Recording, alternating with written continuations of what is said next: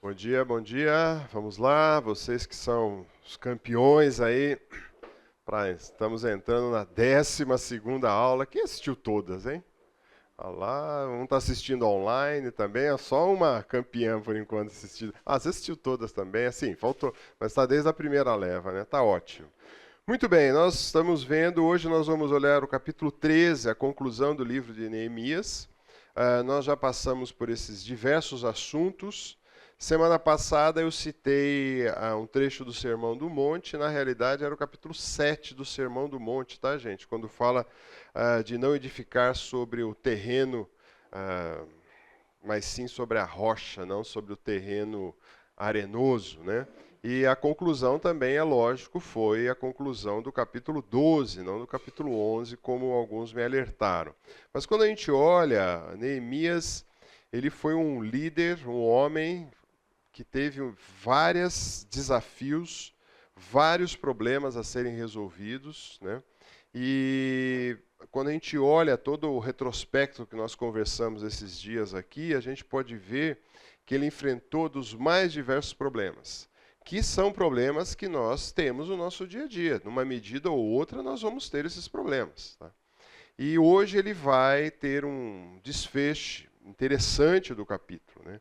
E é interessante nós notarmos porque, ao passar por esses problemas, tem algumas soluções. Por exemplo, Neemias ele enfrenta, mas não pelas suas próprias forças, mas como diz, a gente olha em Provérbios 15, 28, o coração do justo medita o que há de responder, mas a boca dos ímpios derrama maldade. Então ele era um homem que tinha um coração, ou seja, uma mente na concepção judaica, ele medita naquilo que ele ia responder para tomar as decisões.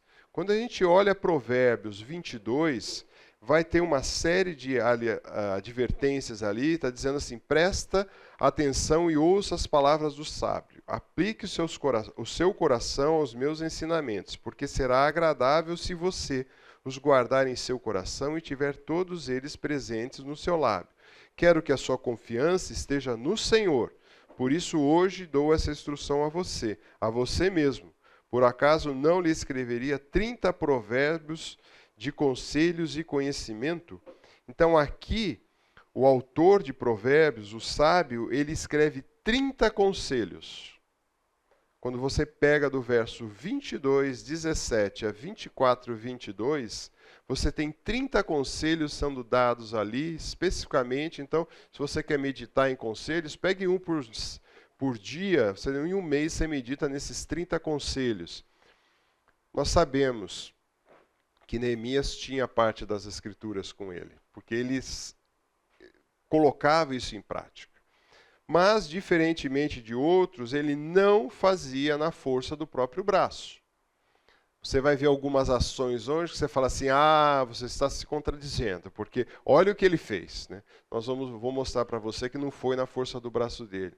Então, na força do próprio braço, a gente pode ver um exemplo aqui em Deuteronômio 8, de 11 a 22.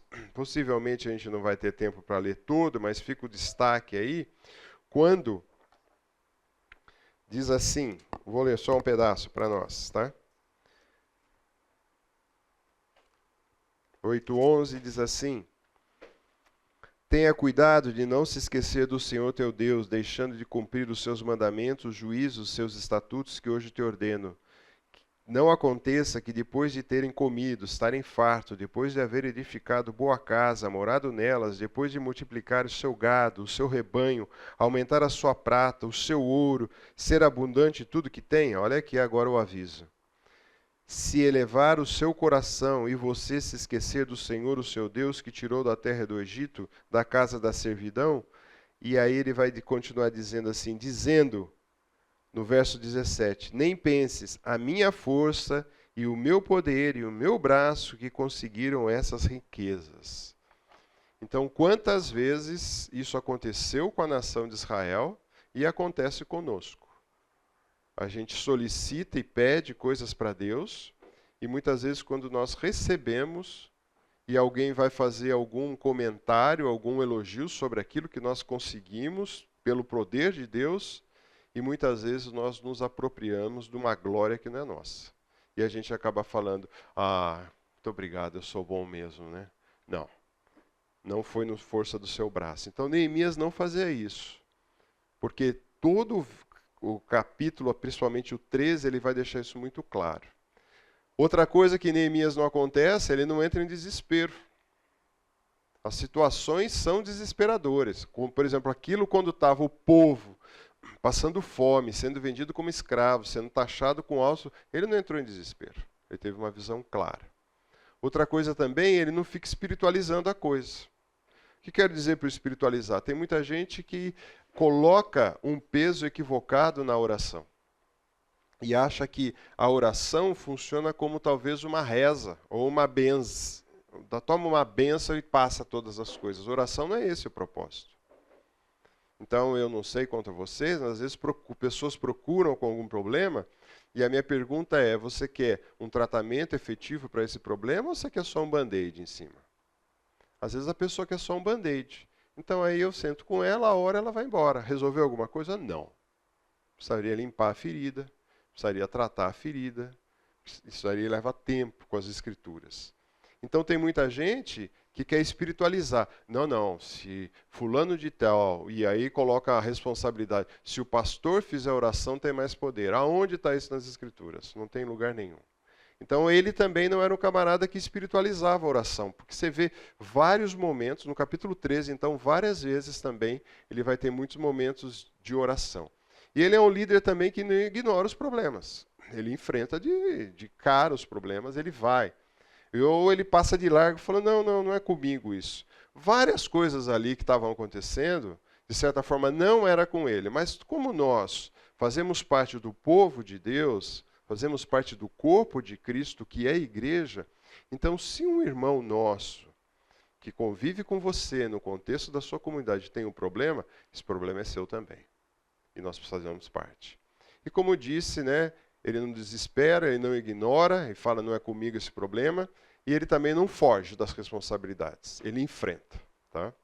Então isso que a gente olha, e é interessante a gente notar um resumo rápido da semana passada, ele teve a purificação dos levitas e sacerdotes, que eram os responsáveis pela parte espiritual do povo, ele pediu abstinência de alimento e sexo, não porque sejam coisas más, mas sim por quê? Para que eles tivessem o foco totalmente voltado para o Senhor.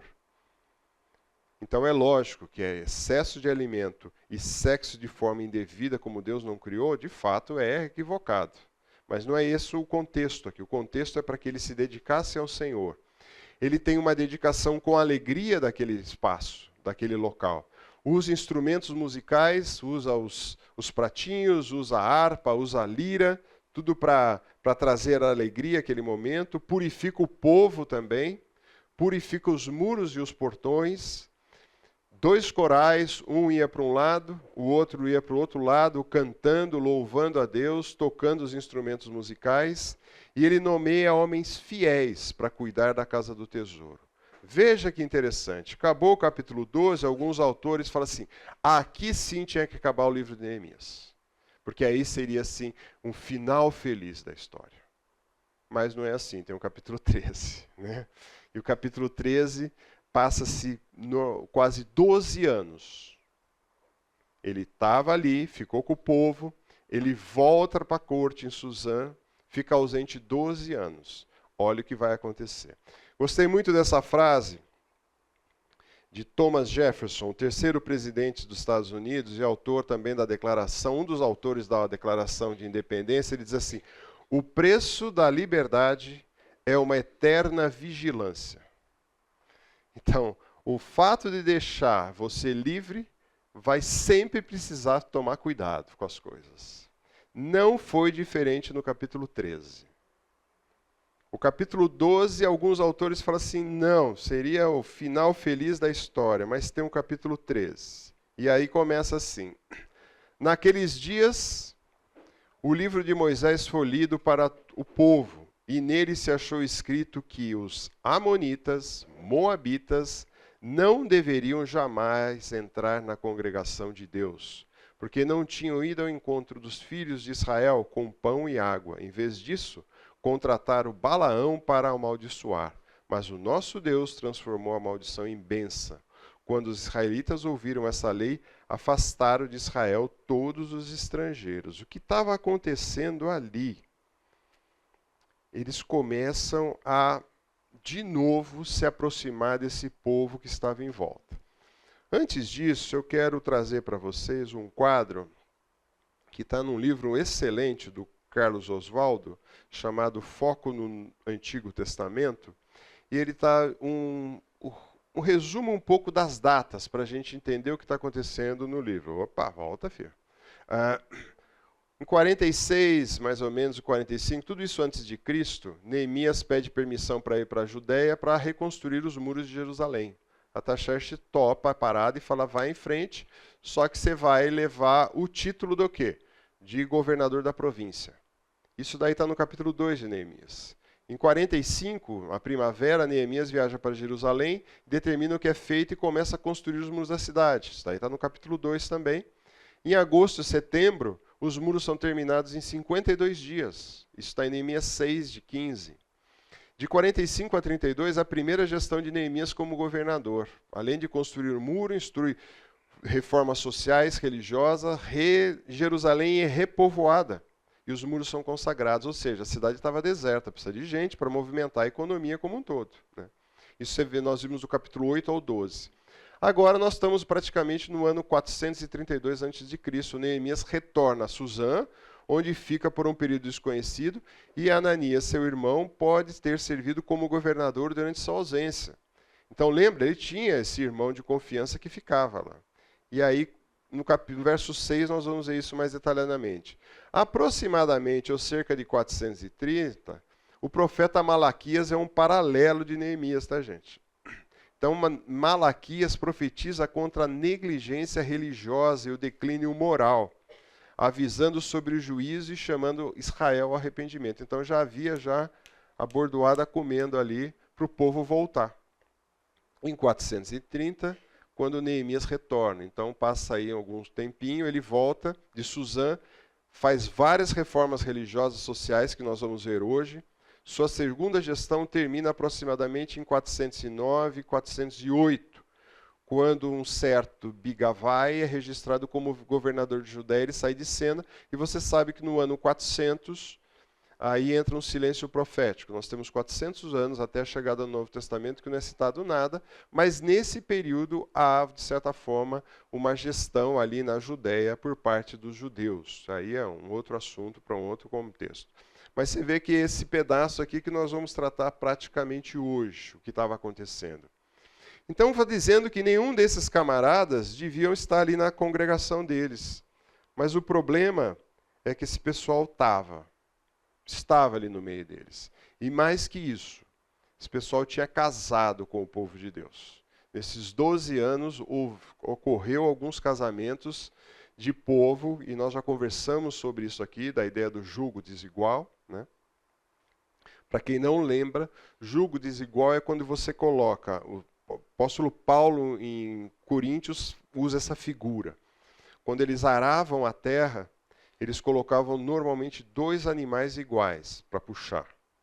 O jugo nada mais é, ou a canga, é um instrumento em que ele colocava um animal de um lado, outro animal de um outro, e colocava essa canga sobre o animal.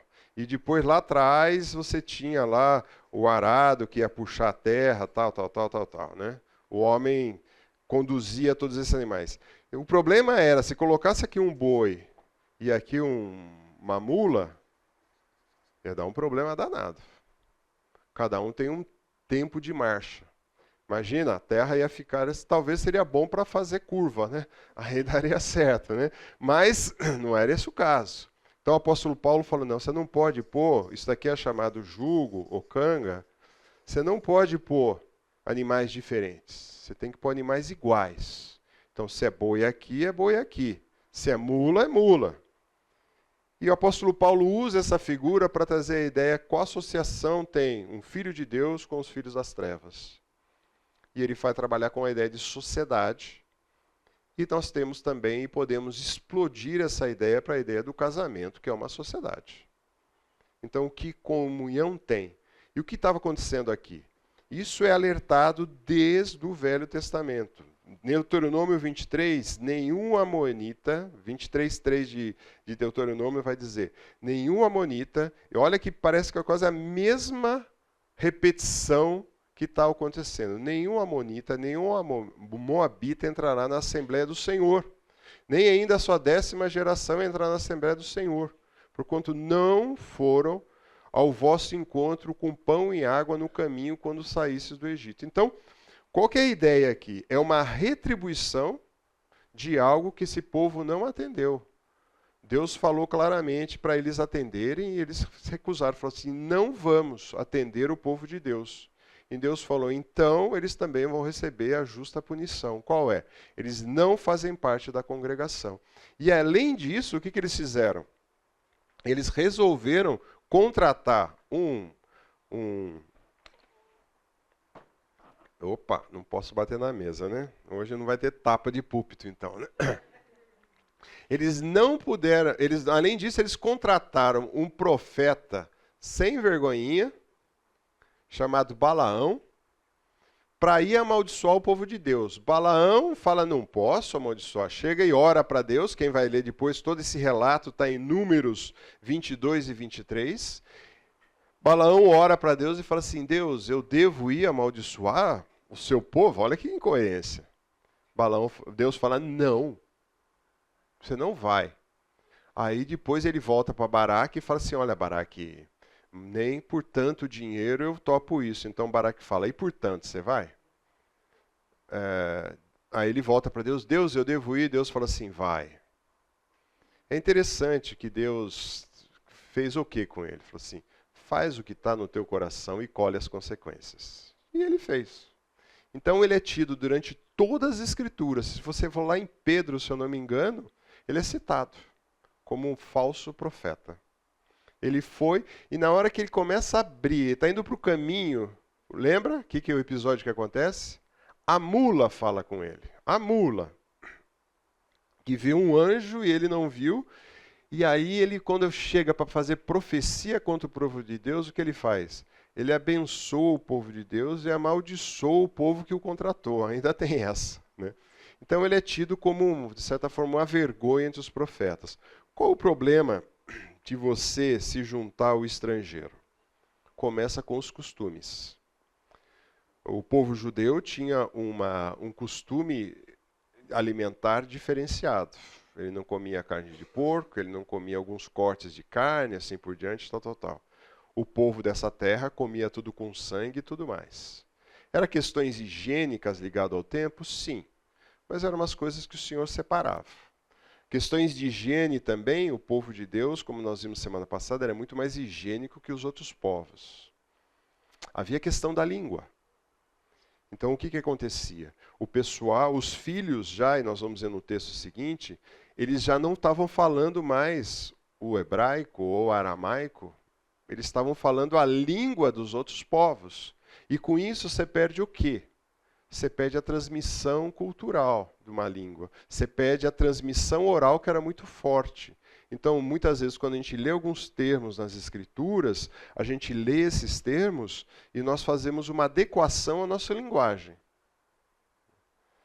Então, quando você não consegue fazer isso, você perde os elementos da língua. Por isso que é tão importante, quando a gente vai estudar as Escrituras, vai a fundo, conhecer o que está no original, no hebraico, no aramaico, no grego. Porque você perde, porque você tem que trazer uma adequação para o português, muitas vezes, para o povo entender, para nós entendermos, e trazer, talvez, com elementos mais parecidos que a gente tem na nossa cultura. Só que, a isso, para um nativo, não. E sem contar na quantidade de deuses. Então, o povo de Israel, o povo de Deus, segue a um único Deus. Essas nações eram politeístas, eram aministas, aqueles que adoram os elementos da natureza, e além disso também o que você vai, depois eu pus uns pontinhos aqui, que você vai fazer depois para esses deuses, né? Por exemplo, no povo de Israel, nunca o Senhor pediu sacrifício humano. Nessas culturas era muito comum o sacrifício humano, sacrifício de crianças. Né? Nos templos no Novo Testamento era muito comum, nos templos pagãos, as prostitutas cultuais, com a ideia que aquela prostituição para se aproximar mais da divindade. E assim ia. Então, você está vendo? Não é só... não tem nada demais casar com aquela pessoa. Aí você vai me levantar uma pergunta. Quem foi uma moabita que casou com o povo de Deus? Ruth. E o que aconteceu? Que foi até parar na Bíblia. No nosso linguajar, ela se converteu. Né? Mas onde está a prova disso? Ruth 1,16. Quem lê? Ali tem uma confusão total, né? Porque não era para sair da terra, saiu. Os filhos morrem, tem uma tragédia geral ali, vale a pena estudar. Mas o que diz 1,16 de Ruth? Ruth, porém, respondeu: não insistas comigo e te deixe, e que não mais te acompanhe. Aonde fores, irei, aonde ficares, ficarei. O teu povo será o meu povo, e o teu Deus será o meu Deus. Isso. Deus faz umas coisas diferentes no decorrer da história. A gente pode ver o exemplo de Raabe. Né? Raabe não era povo de Deus. Raabe estava condenada ali por dois motivos. Primeiro, ela é uma prostituta. Segundo, que era um povo que estava sendo destruído.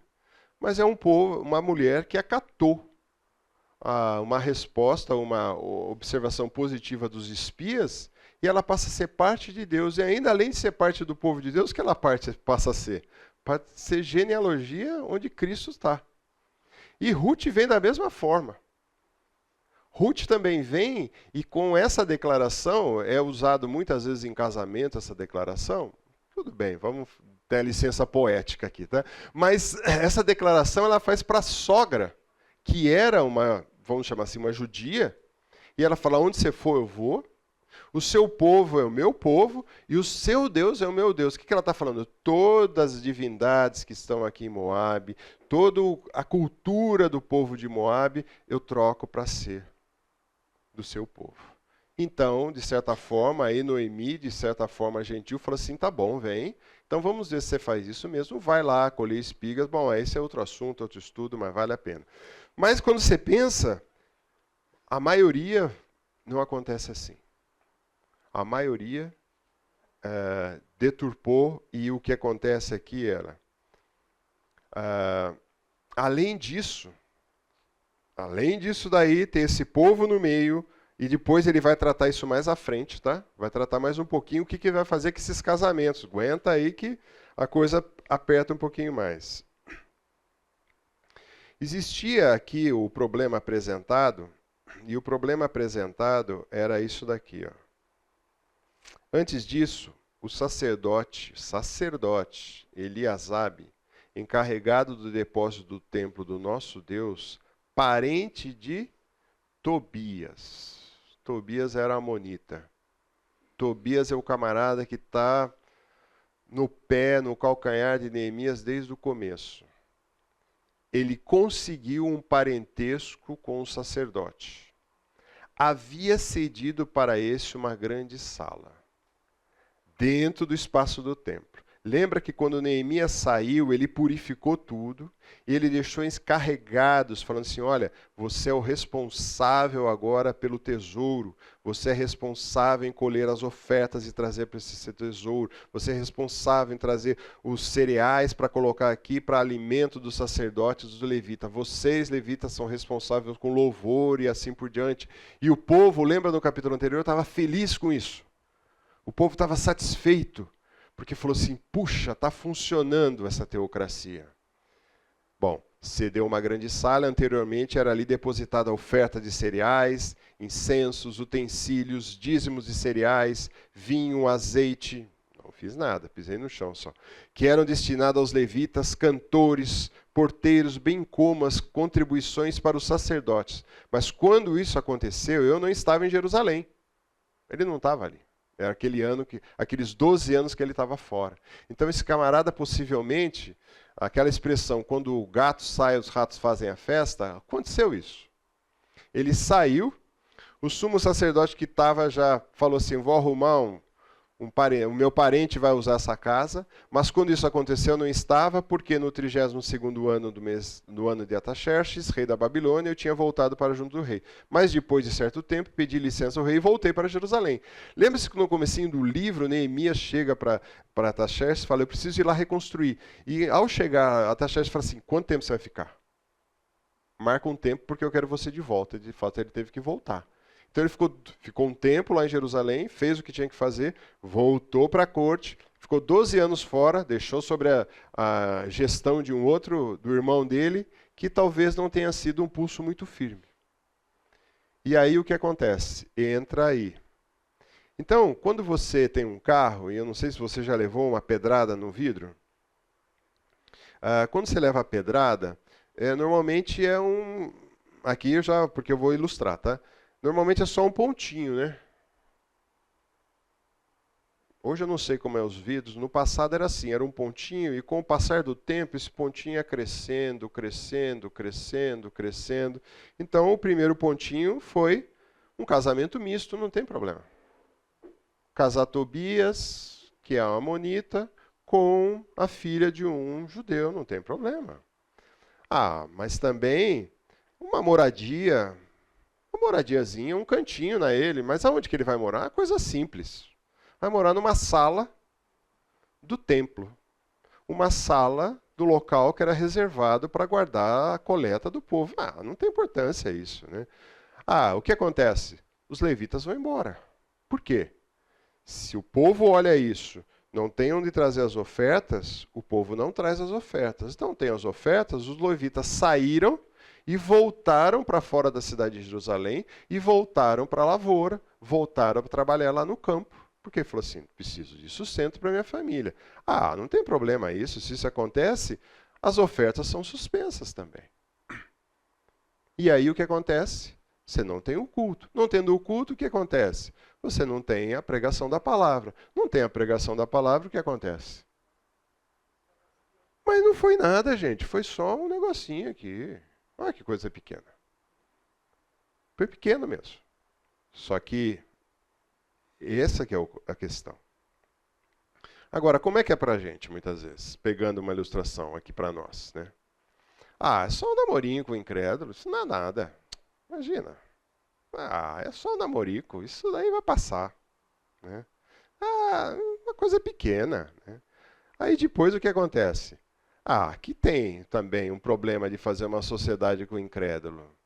Eu sou um crente, o meu sócio não é, e aí depois a gente começa a não ceder mais nota fiscal, porque se vai se tirar nota fiscal, ele não quer que passe todo o imposto, o outro quer, e a gente não paga, mas é só isso, não tem importância. Né?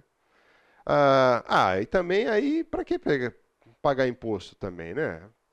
Só imposto daqui, ó como o governo está rico, está taxando todo mundo daqui e dali, né? E também você tem que ir todo dia na igreja, todo domingo na igreja, de manhã, de noite, escutar as mesmas coisas, que eu estou fazendo as coisas erradas, é melhor não ir, né? É que nem aquela lâmpada do painel do carro, né? A lâmpada começa a ficar vermelha no painel do carro, você põe uma fita isolante que é melhor não ver, né?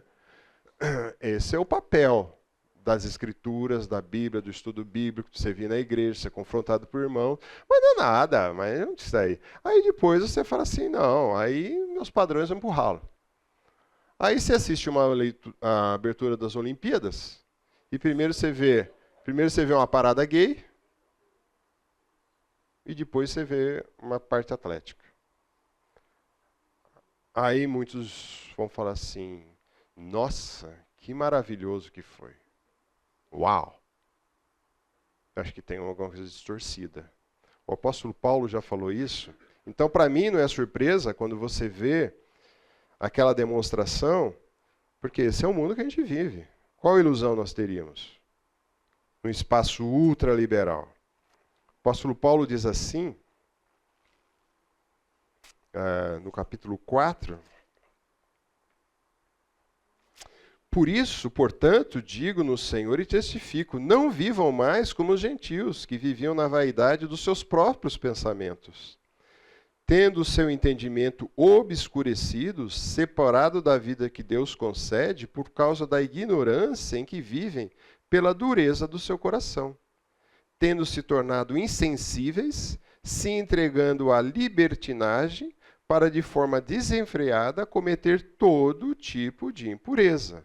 Mas não foi assim que vocês aprenderam de Cristo.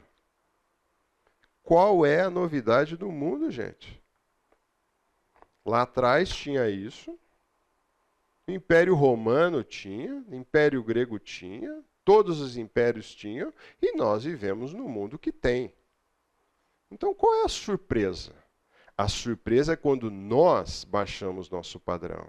A surpresa é quando nós negligenciamos as Escrituras. A surpresa é quando nós, como igreja, engolimos tudo e falamos, tá legal, tá tudo bem. Não tá bem.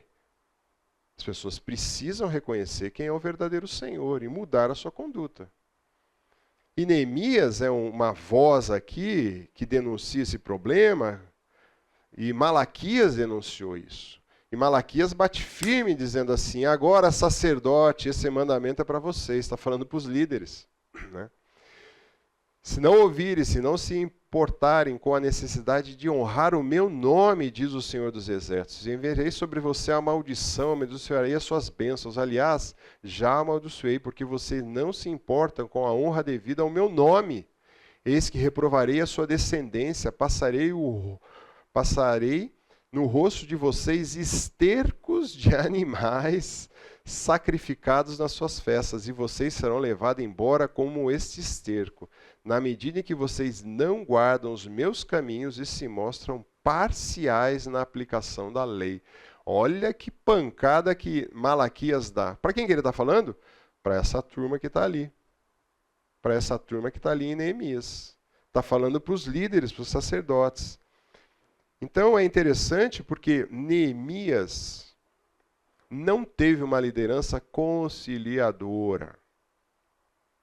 Ele teve uma liderança firme e forte. Há momentos em que o líder precisa orar, então ora. E há momentos em que o líder precisa agir, então haja. Ora, tá firme. Vai ficar ciscando, né?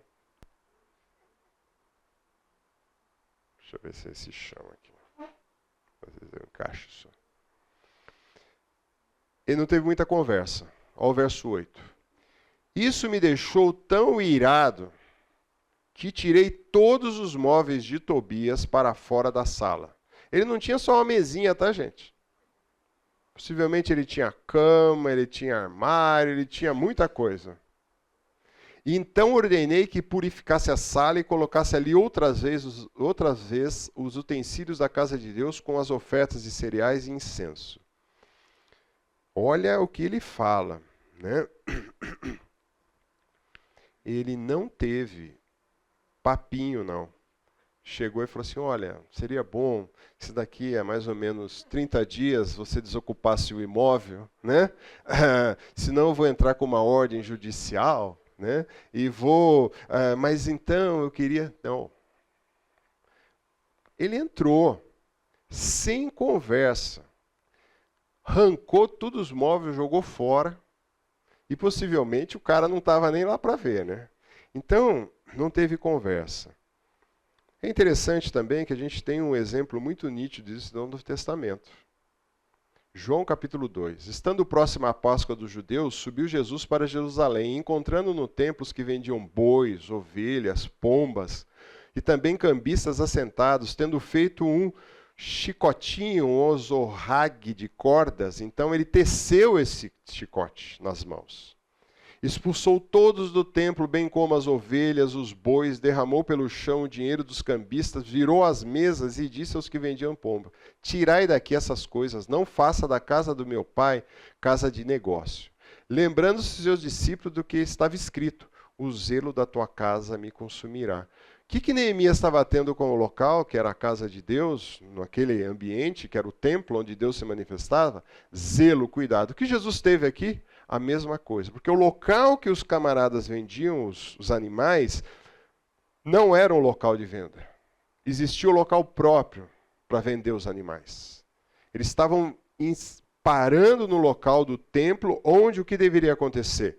Era o local restrito aos gentios se achegarem para escutar as orações, para escutar os louvores, para escutar as mensagens, para se converter a Deus. Mas ao colocar aquele monte de animal fazendo aquela barulheira danada, ninguém escutava nada, ainda mais você negociando. Quando você faz o bodinho, eu faço tanto. Não, mas não dá para fazer tanto. E outra, eles gostam dessa negociação. Faz parte da cultura. Você imagina 100 pessoas, 200, milhares de pessoas estavam ali. Era uma prática comum, eles moravam muito distante, muitas vezes traziam dinheiro no bolso, compravam o animal ali e iam oferecer. Então tinha muito animal. Agora veja Jesus. Jesus teve tempo de tecer um chicote. Então quando que uma ira, gente, não é pecaminosa? Neemias se irou. Jesus se ira. Quando a ira não é... Quando? Só isso? O que está em jogo é a glória de Deus. O que está em jogo é a glória de Deus. O subproduto é o bem comum. O subproduto é agradar a Deus. Mas o objetivo principal é que a glória de Deus não seja manchada. Exatamente. Então, ele não tem essa conversa. Por que ele não teve conversa? Porque ele também tinha um bom respaldo. Tá? Eles já sabiam da ordem. Aquele local ali não é para a moradia do camarada. Aquele local ali não é para vender animal. Ali é para colocar as coisas que chegavam do templo. Neemias tinha autoridade. Autoridade de quem? Primeiro a autoridade do Senhor e a autoridade do seu rei. Jesus tinha autoridade de quem? Do Pai e dele mesmo para fazer aquilo. Tinha sido relatado tal ação. Que ação foi relatada? Relação que foi... escutou a situação, chegou um relatório, não foi algo assim, vamos dizer assim, pegou ele de surpresa, ele sabia o que estava acontecendo ali. Porque quando ele estava em Suzã dessa segunda vez, possivelmente chegou e falou assim, tá uma bagunça danada lá. Né? O cara está morando no templo, casamento misto, está correndo, isso, aquilo outro. Ele já sabia o que ia fazer. E Jesus também, não era a primeira Páscoa que Jesus estava participando. Não sei se aqui possivelmente no começo do ministério, talvez Jesus tinha participado pelo menos com entendimento dos 6 anos até os 30. Quantas Páscoas? Uma vez por ano. Ele sabia disso. E nesse momento ele fala. E chegou a hora da solução, não era conversa. Conversa, já tinha passado o tempo da conversa. Foi o que Neemias fez e foi o que Jesus fez. Fala. Vai lá. Se não tiver autoridade. Como assim? Por exemplo, Neemias tinha autoridade. Mas se ele não fosse, se ele tivesse na mesma situação com uma pessoa do povo, ele deveria tomar as mesmas ações ou procurar quem tivesse autoridade?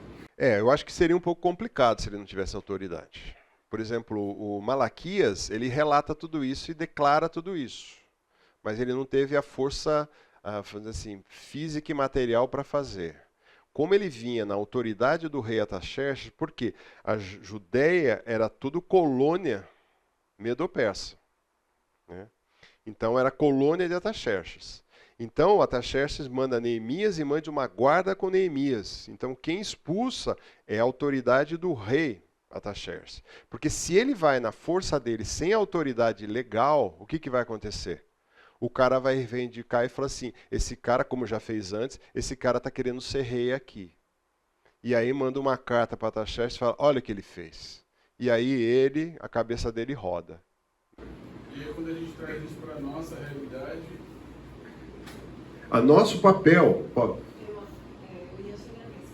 Eu acho que se a gente traz para nós já temos autoridade com o Espírito Santo. E a palavra de Deus fala que a gente tem que exercitar. Mas a autoridade tem que estar aqui, né? Então, nós não precisamos de um pastor para fazer isso. Eu acho que se a gente vê alguma coisa errada, né, a gente tem autoridade porque fala exortar. uns aos outros. No Novo Testamento é repleto disso. Tá? Agora, aqui não era simplesmente uma ação religiosa. Aqui tinha por trás também uma relação teocrática. Nós vimos em aulas atrás o que estava acontecendo. Aqui era o sistema de governo que Israel estava mantido, que era a teocracia. Então, a função ali do sacerdote era mais simplesmente do que algo religioso. Tanto é que também ele vai fazer uma faxina aqui com os magistrados, que são os camaradas das leis.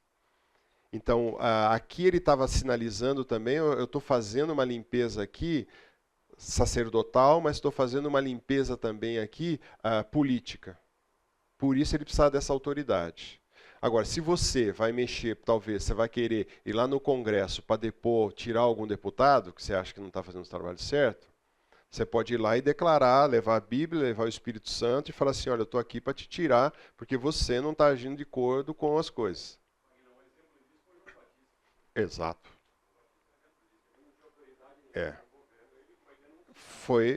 Ele denunciou. Ele denunciou. Não só ele, vários, né? Vários na história, né? Nós falamos aqui de Lutero. Por que Lutero deu certo e um pouco antes John Hus não deu certo? John Hus foi queimado na fogueira. Fez a mesma coisa que Lutero, igualzinho. Só que a diferença é que Lutero teve apoio de todos os príncipes da Alemanha. Então todos os príncipes se juntaram a ele e falaram assim, nós vamos apoiar Lutero, não vamos apoiar o papado, vamos apoiar o Lutero, por quê? Porque os turcos otomanos estão entrando na Europa e vão dar um limpa de nós, então apoiamos Lutero, então estamos contra o papado, vamos pôr as teses lá, beleza, mas o que nós estamos pensando? Estamos pensando em proteger a terra. Estamos precisando de nossos dinheiro para os turcos otomanos não entrarem. E aí Lutero aproveitou, é lógico, debaixo do contexto de Deus. John Hus já não foi assim, John Hus foi na cara e na coragem, brigou contra o Papa, legal, fogo no céu. Então, tem momentos da história diferentes, tem situações diferentes. Podemos ser um João Batista? Podemos ser um João Batista, mas toma cuidado que às vezes você vai perder a cabeça. Né? Como Malaquias aqui, que denunciou, mas Neemias foi mais contundente. Então, só fechando aqui para o intervalo, tolerância zero com desobediência e pecado. Zero. Neemias não teve papinho. Infelizmente, a gente vê nos nossos dias uma grande tolerância com o pecado. Não estou dizendo que você e eu, todos nós somos pecadores. E nós precisamos confessar e tratar os nossos pecados. Mas o que acontece, a Bíblia é muito clara em dizer que o problema não é você pecar, é você continuar na prática do pecado. Esse que é o problema.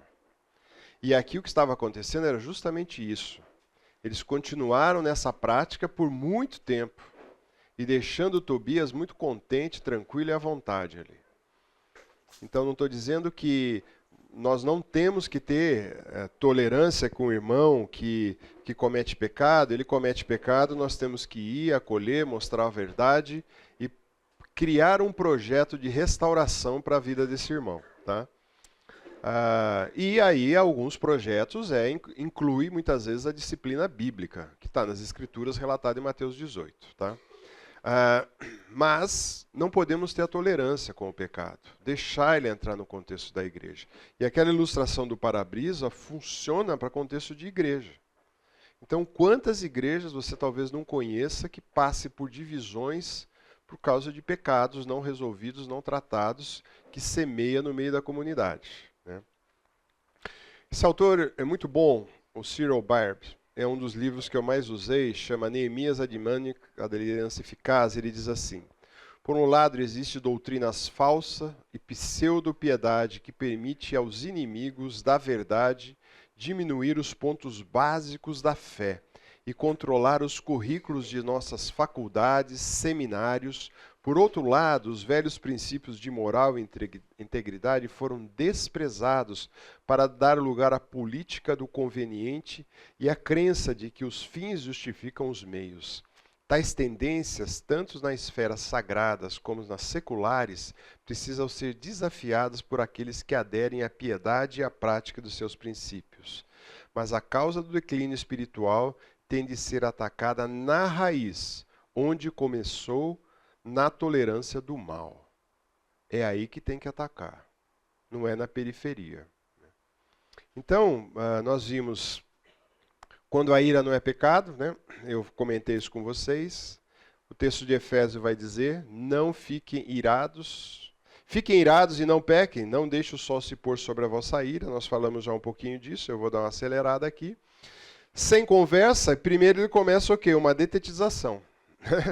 De certa forma, em outras palavras, ele vai. Ordei que purificasse as salas, coloquei outra vez os utensílios. Então ele tem uma limpeza, uma faxina ali.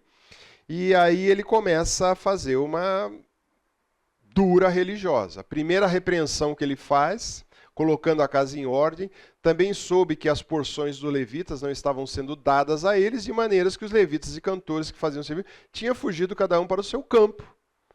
Eles estavam ali servindo, e o trabalho era muito grande, gente. Esses dias eu estava vendo, quem gosta de assistir alguns documentários, tem a Aline em Israel, é um site interessante que você vê ela trazendo peculiaridades, e ela estava falando justamente sobre os levitas, da onde eles vieram, quem são, e até hoje a celebração muitas vezes dos levitas, né? E a quantidade que eles tinham. E eles são divididos em 24 categorias, você vai ver isso em Levítico, né? Narra ali. E aí o que acontece? Cada um foi para o seu canto. Por quê? Eles precisavam de sustento, que já não chegava o sustento. E aí eles não estavam prestando mais serviço no templo. Por quê? Se ele ficava o dia inteiro lá na lavoura, chegava de noite e estava morto, tinha que dormir, né? Ele não ia ter tempo de estar no templo ensinando e ministrando. Então repreendi os magistrados e perguntei para eles, né?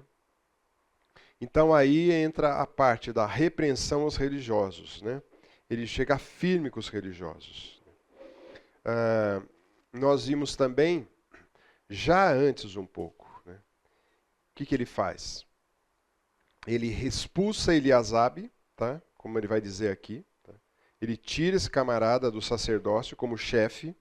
Ele repreende os majestades e chefes, restitui o cargo dos levitas e cantores. Tá? O povo retorna com ofertas, nomeia tesoureiro e homens de caráteres fiéis. Ele tinha feito isso lá atrás. Ele fez isso no capítulo 12. Ele acertou tudo isso no capítulo 12. E aí o que acontece? Os caras degringolam a coisa, tiram essa porção dos levitas, e aí ele fala, né?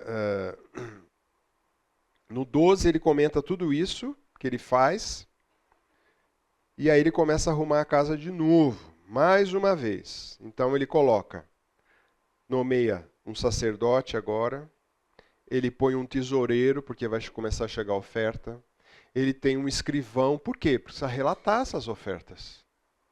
Porque se não relata as ofertas, como é que tem um controle de tudo isso? Ele coloca assistência e, mais uma vez, quem ele nomeia? Ele não nomeia parente, que nem foi nomeado Tobias. Ele não nomeia gente que tinha currículo. Ele nomeia o quê? Homens de caráter, homens fiéis. Então ele repreende os religiosos duramente. E ainda no final, depois da repreensão dos religiosos, você vê aqui, ele faz essa... você está do verso 10, esse trechinho que eu estou citando para vocês, até o 14. Tá? Diz assim, também soube que as porções dos levitas não estavam sendo dadas a eles, de maneira que os levitas e cantores que faziam serviço tinham fugido. Então, repreendi o magistrado e perguntei, por que a casa de Deus ficou abandonada? Reuniu os levitas, cantores, restituiu seu posto. Então, pois todo Judá trouxe os dízimos de cereais, vinho, azeite aos depósitos. Olha que coisa interessante, como o povo confiava na liderança de Neemias. Quando ele pôs a casa em ordem, o pessoal começou a dar os dízimos e ofertas. Os levitas voltaram ao serviço. Né? Você lembra no capítulo anterior, o povo estava alegre, porque os levitas e sacerdotes estavam ensinando a palavra de Deus. Então o povo sabe quando está sendo ensinado, quando está sendo oferecido coisa boa para ele também. Né? E também tem muito do povo hoje no nosso dia do me engana que eu gosto. Né?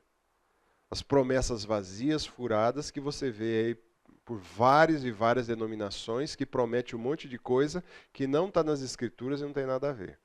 E aí, depois dessa repreensão, é muito interessante. Olha o que ele ora.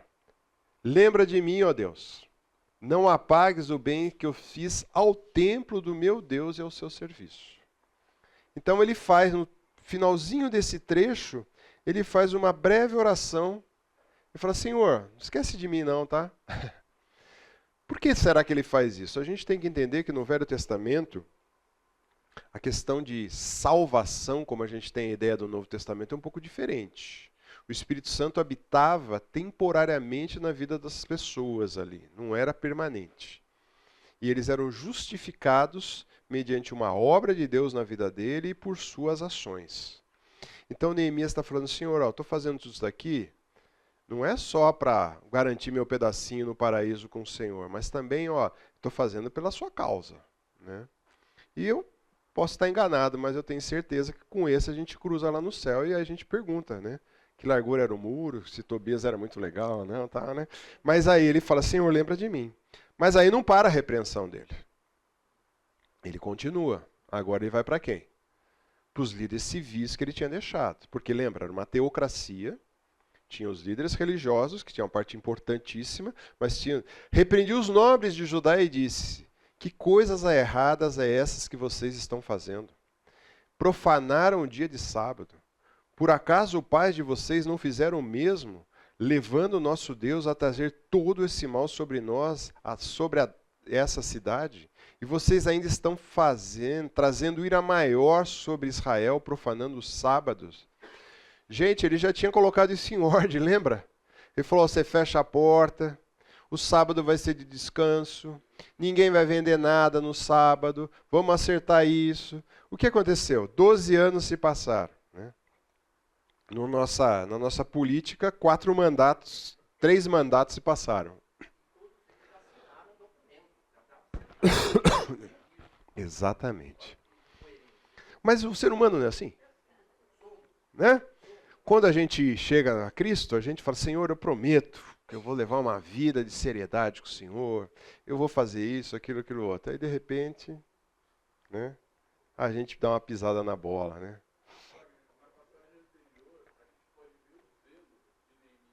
Sim. Isso. Estava atento a isso. Mas nós somos assim, né? Nós somos uma reprodução, e aqui também uma reprodução, muito parecida do que Juízes. Fazia o que era certo, se acomodava, começava a fazer errado, Deus dava disciplina, clamava ao Senhor, o Senhor mandava um juiz, ou mandava uma repreensão, uma disciplina. Isso, infelizmente, acontece muitas vezes na nossa vida. E a gente tem que reconhecer e pedir perdão. Hoje, pela graça de Deus, você não precisa ir até um altar, fazer um sacrifício. Né? Você tem a graça de Cristo que você pode recorrer. Né? Repreendi os nobres, no verso 13, né? Cadê? Acho que tem continuação aqui isso.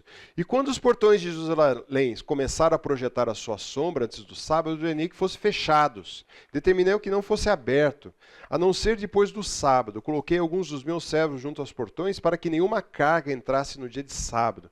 Então os negociantes e vendedores de todo tipo de mercadoria pernoitaram fora de Jerusalém por 2 vezes. Ou seja, o pessoal ficou na beirada do portão e falou assim, se der uma brecha a gente entra e vende a coisa.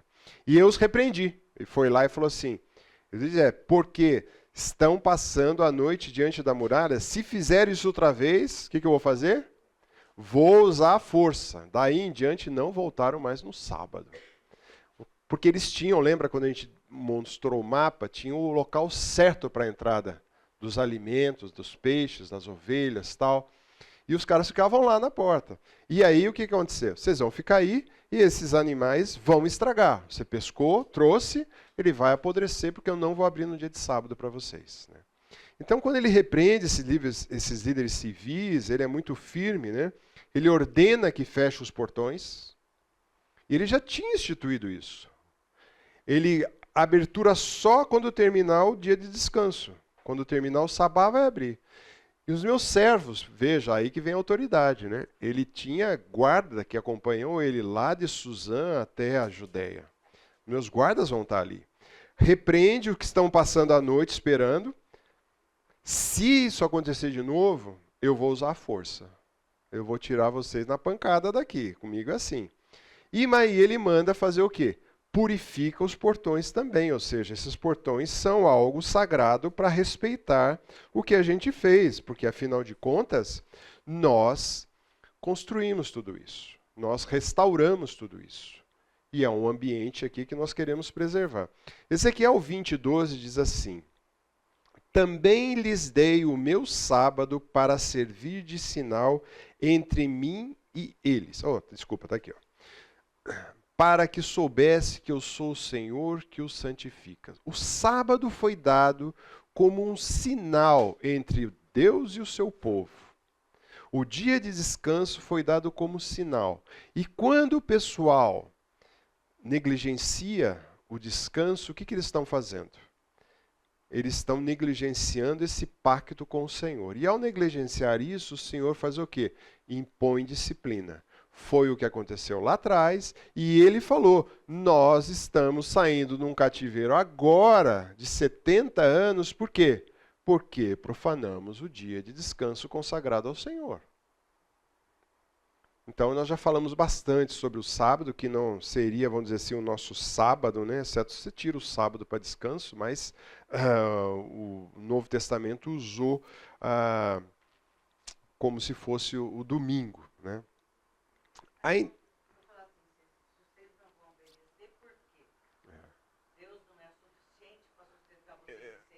exatamente. Exatamente. Essa é a ideia. Essa é a ideia que está por trás. Tá?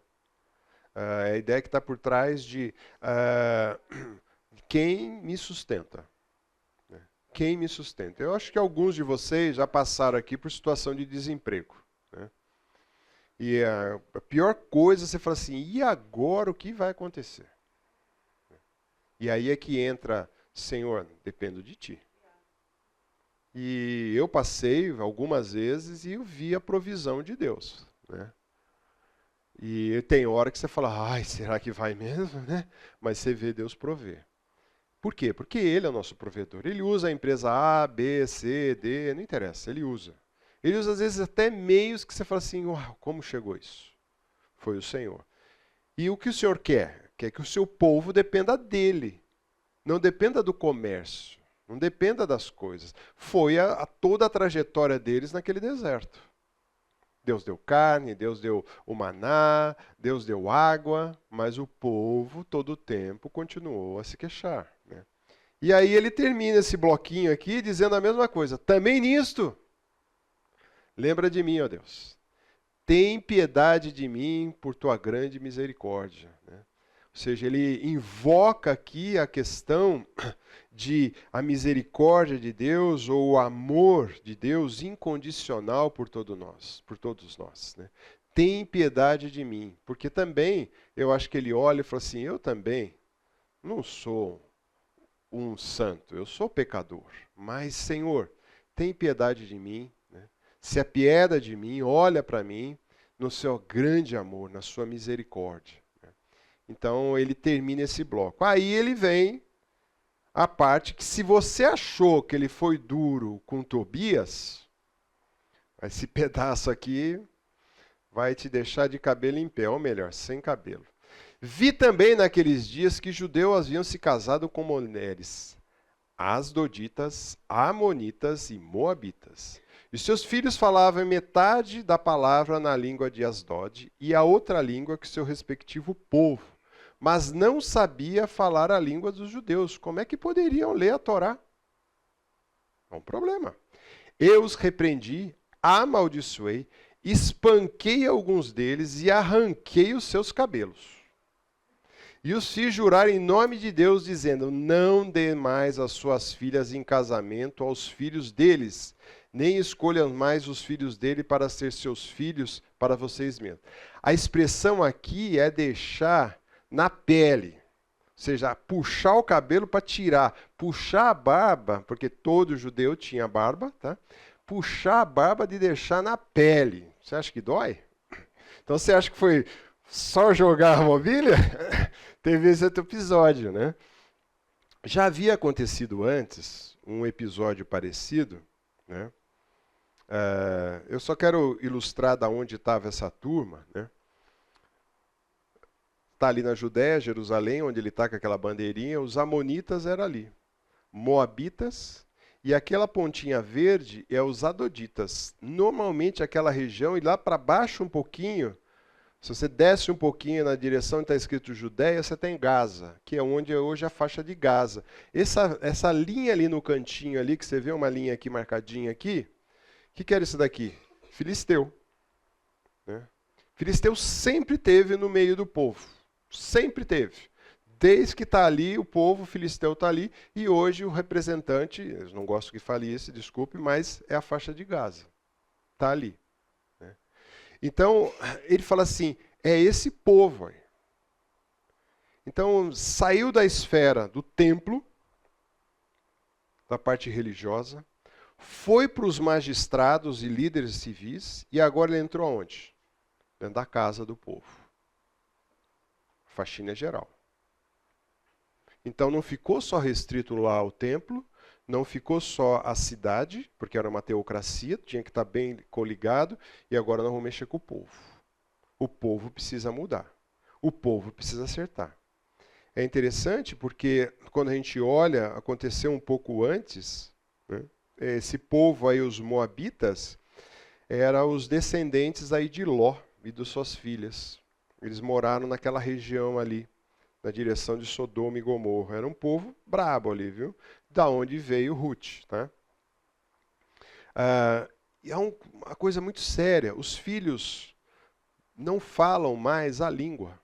Hoje, se você for visitar, eu nunca fui visitar, nunca entrei numa sinagoga judaica, mas quando você lê os relatos, o que acontece hoje numa sinagoga judaica, eles têm, além de um pequeno trecho da Torá sendo lido, eles também fazem o quê? Eles conversam muito sobre a cultura, os costumes, as alimentações. Em quê? Em hebraico. Para quê? Para não perder. Agora, como é que vai conversar se o povo já não fala mais a língua, não entende? E lembre-se, a grande transmissão, quando a gente vê em Deuteronômio 4, quando fala assim, insistentemente da palavra, né? Ouve Israel, ao único Deus, o Senhor é o único Deus, e incultará isso na cabeça dos seus filhos, porque havia uma transmissão oral muito forte. Agora, como é que você vai fazer uma transmissão oral de uma língua que não é fácil, é uma língua muito... Ao falar é uma língua difícil, porque é uma língua que trabalha muito aqui, é muito gutural, você fala... Como é que você vai conversar?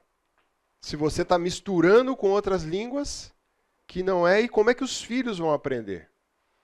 Então aí vai deteriorando a sociedade. É interessante porque Neemias tinha essa preocupação, o templo está ajustado, os sacerdotes vão começar a ler a lei, o sábado vai ser respeitado, assim a turma pode ir no templo escutar, mas temos um problema. A garotada que está indo para o templo não está escutando porque não entende a língua. Qual o interesse deles? Então Deus dá essa percepção da prioridade do lar aqui também para a gente. E, gente, o lar é um grande fator influenciador. Não é determinante, mas é influenciador. Tanto é que eu vou mostrar um gráfico que muitos de vocês conhecem.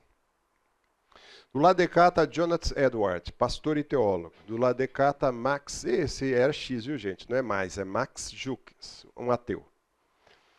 Do lado de lá, 13 professores universitários, 3 senadores, 30 juízes, 100 advogados, 75 oficiais militares, 100 pregadores e missionários, 60 autores conhecidos, um vice-presidente do país, 80 oficiais públicos, 295 se formaram em universidades, alguns governadores de estado, 1.394 do que eles contabilizaram não custaram nada ao governo americano. Do outro lado, 310 morreram pobres, 150 criminosos, 7 homicidas, 100 alcoólatras, mais da metade das mulheres prostitutas, 20 aprenderam uma profissão na prisão. Custaram 540 que foram contabilizados dessa, quase 1,250 milhões de dólares ao governo americano. O lar influencia ou não? São dados, estatísticas. O lar influencia. Determina? Não. Porque cada filho vai ter a sua escolha. Mas que influencia, influencia. E quem que influencia o lar? Neemias fez o quê? Arrumou o templo, pôs os sacerdotes, deu o sábado de descanso e agora falou para o papai e para a mamãe o quê? Vão aprender. Vão fazer o trabalho. Então, vocês que têm filhos pequenos aqui, vocês trazem os filhos pequenos para a escola bíblica, para o cultinho, para semear e tal. Legal. Só? Se for só isso é pouco, não vá. É uma semana inteira. Né? Porque de segunda a segunda, eles estão tendo contato aí com os moabitas, amonitas, adoditas, né? Eles estão tendo contatos. Mesmo que ele fique dentro da sua casa, ele tem contato. Existe algo chamado hoje internet, né? Televisão e outros bichos mais aí. Então, o que você tem que fazer? É a palavra de Deus que vai estar, você tem que colocar. Né? Aí, os líderes do lares, por que o lar influencia? Né? Quando eu lembro de 2 Timóteo, Paulo fala, pela recordação que guarda da tua fé sem fingimento, a mesma que primeiro habitou em quem? Sua avó Lloyd. E depois em quem? Sua mãe Eunice. E agora também está habitando em ti. Olha que interessante. Uma geração. Vô, mãe e aí Timóteo. E é um dos líderes da igreja. Né?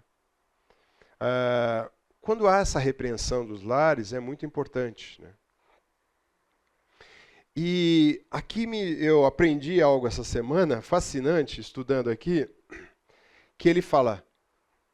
Está acontecendo isso? E qual que é o exemplo negativo? Não foi por causa disso que Salomão, rei de Israel, pecou? Ele sempre tem um exemplo, né? O outro foi Balaão, agora é Salomão. Entre muitas nações não havia um rei semelhante a ele de fato. Todo mundo passava e se encantava com a sabedoria de Salomão, com o conhecimento. Quem dava isso para ele? Era amado por Deus, e Deus colocou como rei sobre todo Israel. Mas as mulheres estrangeiras o fizeram cair em pecado. Aí eu estava lendo uma frase, eu falei assim, ué, então quando o seu filho ou sua filha vier para você e falar assim, eu vou namorar ou vou casar com uma pessoa incrédula, você senta com ele e fala assim, parabéns, meu filho. Você é uma pessoa mais sábia do que Salomão. Não é isso que ele está dizendo? Porque, Salomão, ou seja, você está dizendo que são mais sábios que Salomão. Se Salomão era um cara tão sábio como era, fez uma besteira tão grande, quem é você? Outro exemplo negativo que nós temos, ele não colocou aqui, mas podia colocar, por exemplo, o exemplo de Sansão. É um homem também que foi criado para os pais, prontinho para um casamento certo, de repente se desvirtua e vai lá para o meio dos filisteus. Tal, né? Aí Deus habita nele, ele faz uma coisa. Então, quando o seu filho chegar para você e falar assim, não, eu vou, você fala assim, nossa, filho, você vai ser mais sábio que Salomão, viu? Consegue ter alguém mais sábio que Salomão? Não. Então, você vai fazer a bobagem bem maior que ele. Então, quando a gente olha isso, será que esses homens, esse pacto, porque o casamento não é só um pacto entre duas pessoas, é pacto também com Deus, isso que significa o casamento. O pacto é entre duas pessoas, homem e mulher, tá?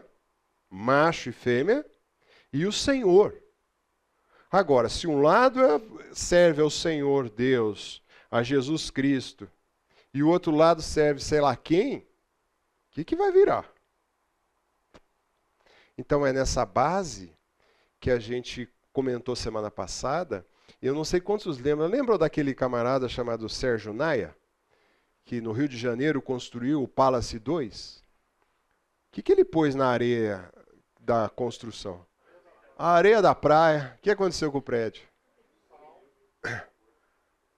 Lógico, sal da areia na ferragem, deu muito ruim, né? Desabou, 8 mortos, 120 desabrigados naquela época, e disse que até hoje tem gente ainda esperando receber o dinheiro. E ele já morreu, né? Mas é interessante você notar, porque era areia também, não era? Talvez com o leigo, talvez fosse pôr na boca para falar, não, essa tá salgada, essa tá doce, né? Mas é areia igual. Mas a essência é diferente. Então o que ele está dizendo aqui é, olha, se Salomão pecou, quem é você?